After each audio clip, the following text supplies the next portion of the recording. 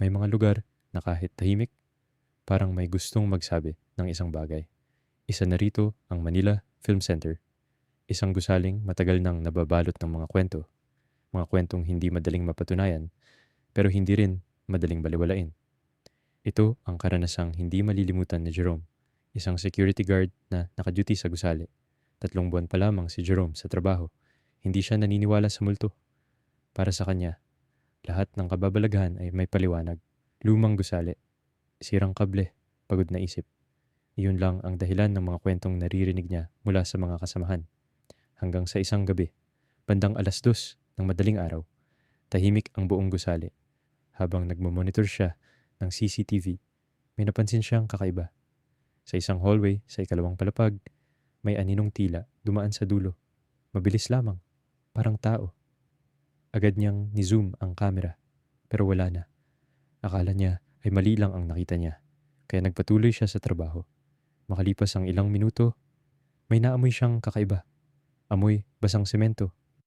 Matapang, parang bagong halo. Napakunot noo siya. Walang ginagawang construction sa gusali. Pero habang tumatagal, lalong lumalakas ang amoy. Kaya nagpa siya siyang tingnan kung saan ito nanggagaling. Bitbit ang flashlight, umakyat siya sa ikalawang palapag. Tahimik ang paligid. Wala siyang nakitang tao. Pero habang naglalakad, may narinig siyang tunog, parang bakal na bumagsak. Huminto siya. Pagkatapos, parang may nagtatrabaho sa malayo. Parang may humahampas ng kagamitan sa sementong sahig. Nanlamig ang batok niya dahil alam niyang siya lang ang tao sa palapag na iyon. Sinundan niya ang tunog hanggang makarating siya sa isang lumang bahagi ng gusali. At doon, pinakamalakas ang amoy ng basang semento. Tinapat niya ang flashlight sa sahig at may nakita siyang bakas, mga yapak, parang bagong apak sa basang semento, paisa-isa, papunta sa madilim na dulo ng hallway. Hindi niya alam kung bakit, pero sinundan niya ang mga yapak. 1, 2, 3, hanggang sa bigla itong nawala, parang naglaho sa gitna ng sahig. Kasabay noon, nawala rin ang amoy, at muling bumalik ang katahimikan. Mabilis siyang bumalik sa guard station at ni-review ang CCTV footage.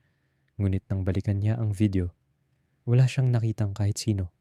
Walang anino, walang tao, walang bakas. Pero may isang bagay siyang napansin habang nakatayo siya sa hallway kanina. May isang silweta sa likod niya.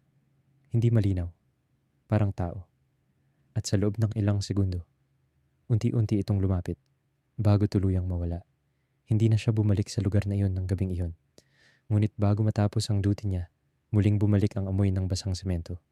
Mas malakas kaysa dati. At kasabay nito, may narinig siyang mga boses, mahina. Parang maraming tao ang sabay-sabay nagsasalita. Hindi niya maintindihan ang karamihan sa mga salita, pero may isang pangungusap na malinaw niyang narinig. Narito pa kami, nanigas si Jerome. At sa unang pagkakataon, naramdaman niyang hindi siya nag-iisa sa gusaling iyon. Kinabukasan, agad siyang nag-request ng ibang assignment. Hindi na siya bumalik sa ikalawang palapag. At hanggang ngayon, kapag may nagtatanong sa kanya tungkol sa Manila Film Center, iisa lamang ang kanyang sinasabi. Hindi ko alam kung multo ang nakita ko. Pero may isang bagay doon na ayaw umalis. At kung sakaling makarating ka sa Manila Film Center at may maamoy kang basang semento sa gitna ng gabi, siguro mas mabuting huwag mo nang alamin kung saan ito nanggagaling. Gusto mo pa ng mas nakakatakot na kwento? Like, subscribe, at share.